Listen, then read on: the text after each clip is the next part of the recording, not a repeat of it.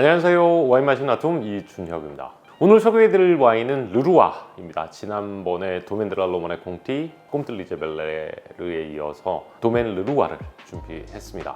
부르고뉴 역사와 지금 현재의 위치에서 꼭 언급해야 할 생산자가 아닐까 생각합니다. 와이너리 역사를 먼저 살펴보면 르루아 SA라고도 불리우는 메종 르루아는 1868년 랄루비즈 르루아의 증조부인 프랑수아 르루아가 옥시드레스에 설립하면서 그 역사가 시작되었습니다. 이후 손자인 앙리 르루아죠. 이분이 1942년에 도멘 델라 로마네 콩티의 지분을 50% 획득을 했고 빌렌 가문과 함께 디얼시의 공동 오너가 됩니다.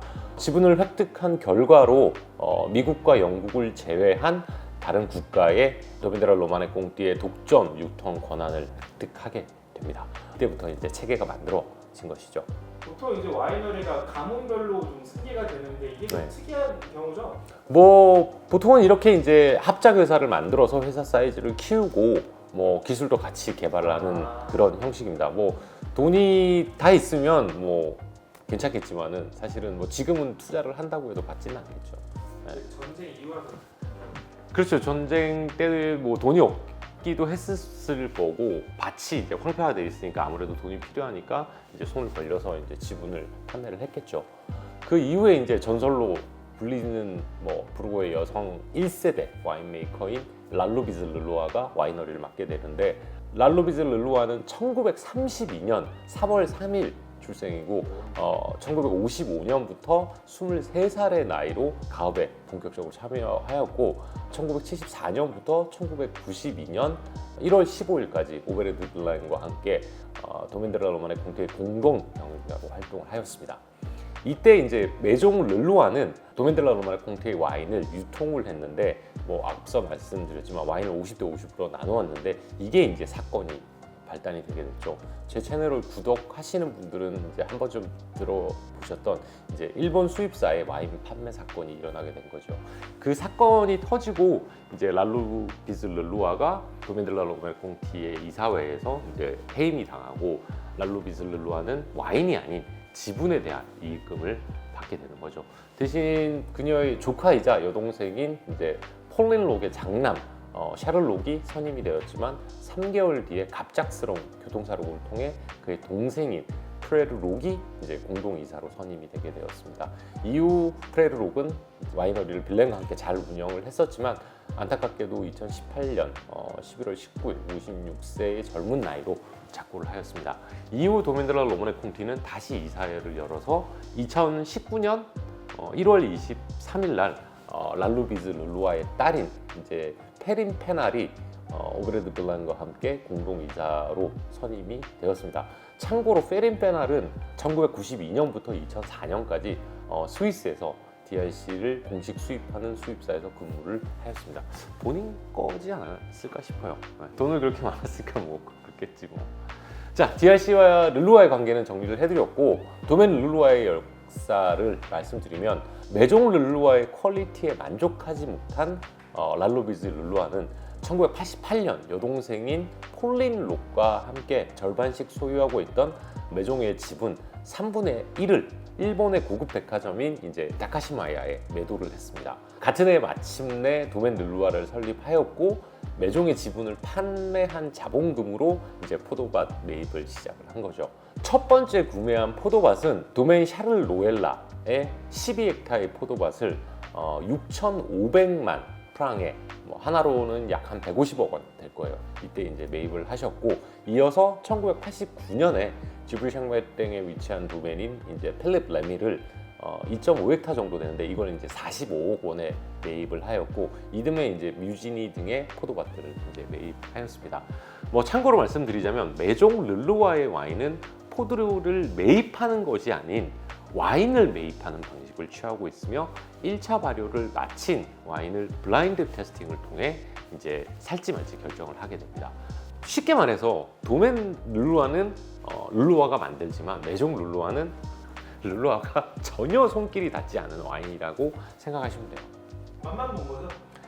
맛만 보고 이거 사야 되겠다. 근데 뭐 그래서 매종 같은 경우에는 빈티지에 따라서 달라지는 와인들도 너무 많고 종류도 많고, 그러니까 르루아하고는 전혀 상관없는 와인이에요. 사실은 도멘의 이름, 르루아의 이름을 달고 다른 사람 생산자한테 병도 보내고 레이블도 보내고 코르크도 보내고 그거에서 병입해서 그거만 찾아오는 거예요. 그러니까 르루아하고는 전혀 상관없어요. 그래서 퀄리티가 엄청나게 차이가 많이 나요. 그러니까 사실 매종 르루아를 예전에 미국에 있을 때는 막 부르고뉴 블랑이나 후주 같은 거 한 30불 정도 했었거든요. 30불 한 10년 전이긴 하지만. 그리고 이제 목소나 빌라지급들은 100불인데 그것들이 이제 목소, 빌라지나 프리미엄 크루들이 1000불씩 이렇게 하는데 절대 살 와인 아니에요. 그거.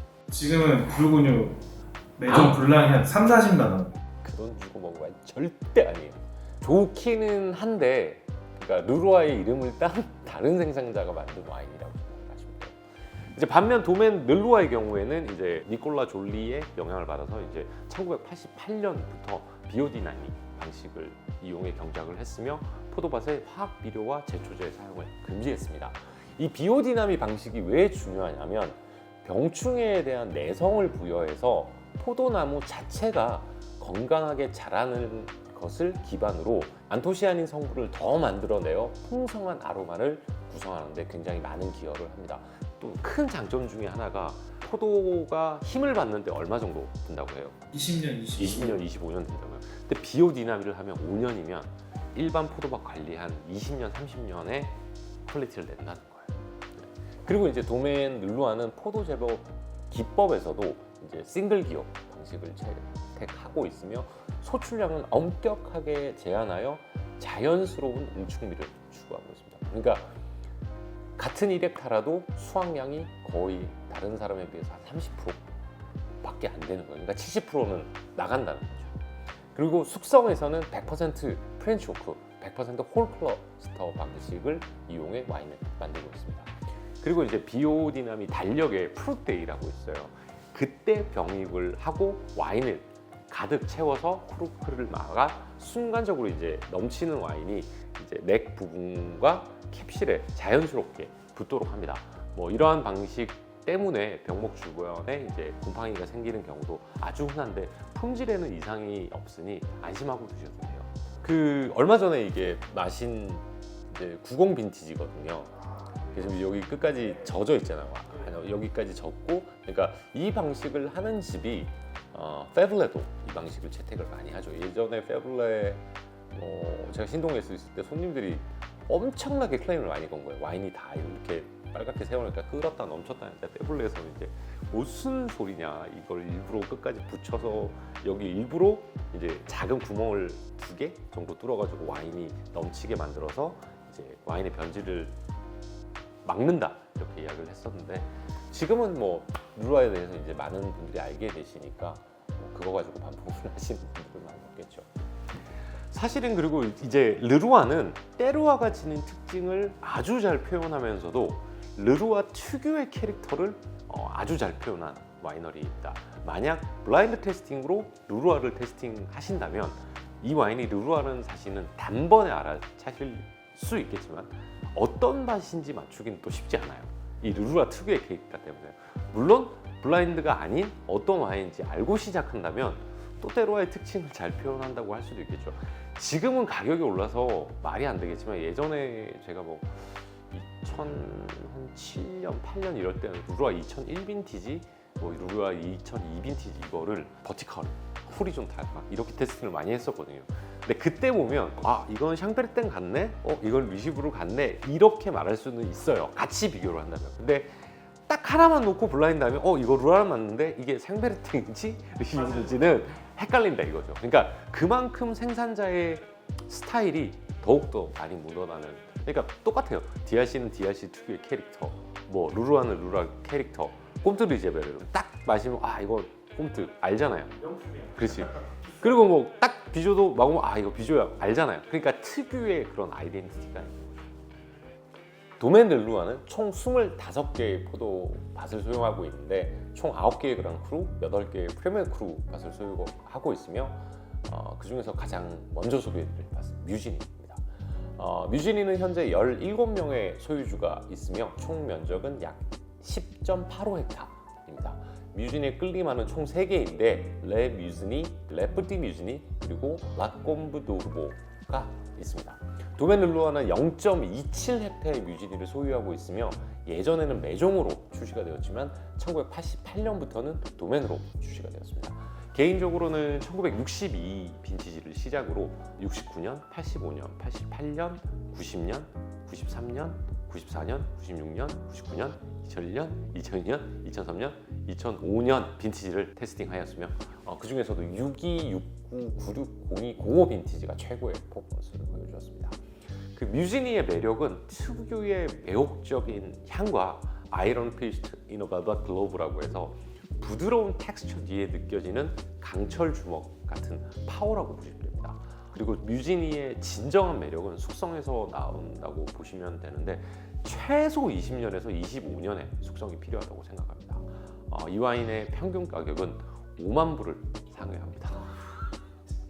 근데 사실 가격을 보면 이해가 좀 되지 않는 와인 중에 하나예요. 이거 이 작가님도 나한테 사다 줬잖아, 라비니아에서. 옛날에 프랑스 갔을 때 2005 빈티지. 네, 2005 빈티지를 200만 원 좀 넘게 준 거예요. 200만 원 좀 넘게 줬을 거예요. 네, 이 작가님 저렴하실 때 제가 부탁해서 이거 한 병 사달라고 해서 사다 주셨는데.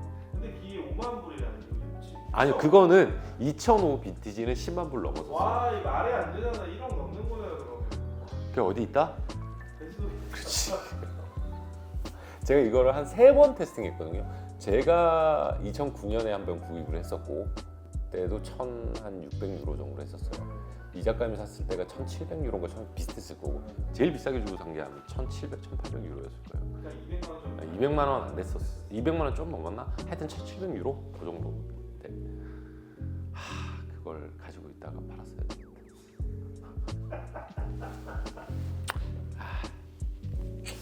그러면 지금 약간 BMW 3 시리즈 살 수 있어. 5 시리즈 사고도 남지.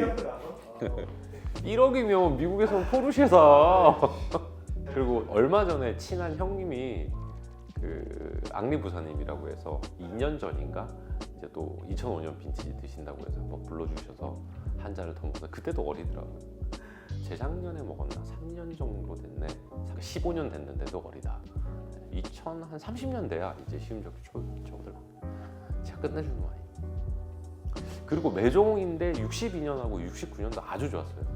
근데 그때 매종은 약간 르루아 할머니 터치가 들어가 있는 거 아니에요? 만들기는 그러니까 포도를 사서 만들었으니까 근데 르루아의 홀클러스터 느낌이 그렇게 강하거나 그런 느낌이 전혀 아니에요. 네. 사실은 예전 매종 와인들은 60년대 진짜 잘 만들었어요. 그때는 랄로비즈가 한참 30대에 접어들어서 이제 포도 힘을 받을 때니까 아버지하고 같이 만들었었겠죠. 근데 그때 62년, 69년 진짜 좋았어요. 69는 숙형님께서 한 병 제 한국 들어왔다고 그때 한 병 오픈해주셔서 먹었는데 진짜 맛있었어요. 66. 근데 좀 스타일은 다르다. 완전 달라요. 네. 근데 지금 완성도가 더 높을 거예요. 아마 2015년은 사실은 가격으로 치면 지금 2015가 제일 비싸거든요. 2005, 2010, 2015 이 세 빈티지가 제일 비싼데 저는 2005년은 굉장히 많이 먹었고 2015년은 2번, 3번 정도 다른 와인들을 먹어봤는데 도메노 와인도 아주 좋아요. 왜냐하면 양조 기술도 발전을 하니까.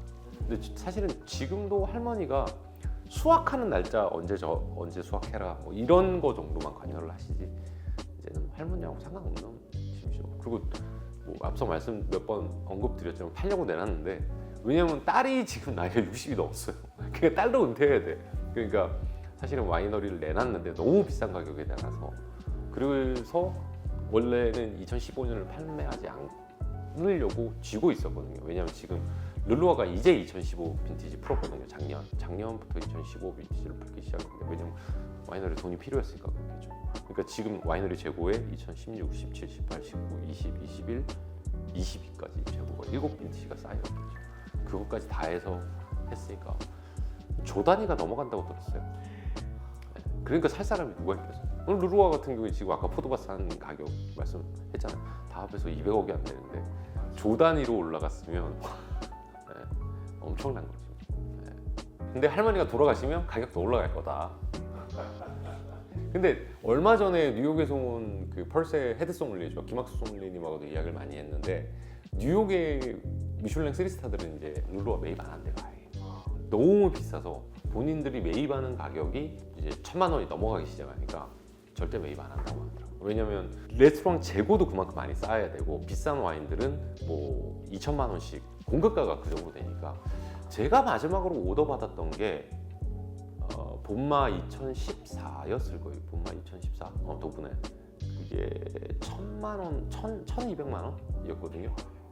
엑스퍼트 프라이스, 뭐 프로 프라이스라고 해서 그러니까 와이너리에서 수입사한테 주는 게 아니라 전문가들한테 주는 가격이라고 해서 1,200만 원 주고 그걸 내서 근데 더 오르긴 했을 거예요 지금. 근데 어쨌든 할머니는 만약에 돌아가시면 상관없이 더 올라갈 거다. 숫자의 개념이면 그래서 레스토랑에서는 거의 안 써요 이제. 르루아를 쓸 이유가 그러니까 개인 컬렉터들만 막 미친 듯이 사는 거지 이제 레스토랑에서는 르루아 뮤지니를 볼 수가 없을 거예요 아마. 저도 미국에서 베리타스에서 2011년에 르루아 뮤지니 2001년을 1,200불 주고 테스팅했었거든요. 그러니까 그때도 150만밖에 안 했어요 사실은. 제가 2005년도에 르루아 뮤지니를 처음 샀었는데 그때 2001년 빈티지가 한 120만 원, 100만 원 그 정도밖에 안 했어요. 그러니까 사실은 모임하는 사람들 뭐 20만 원씩 내고 5명이서 먹고 구해지면 그렇게 해서 먹고 이랬었죠. 근데 지금은 말도 안 되게 막 이렇게 올라가고 있어요. 먼 와인이 됐어요. 지금 르루아 뮤지니 이야기만 한 10분 하지 않았어요? 너무 딱한 막 채워낸 게 느낌.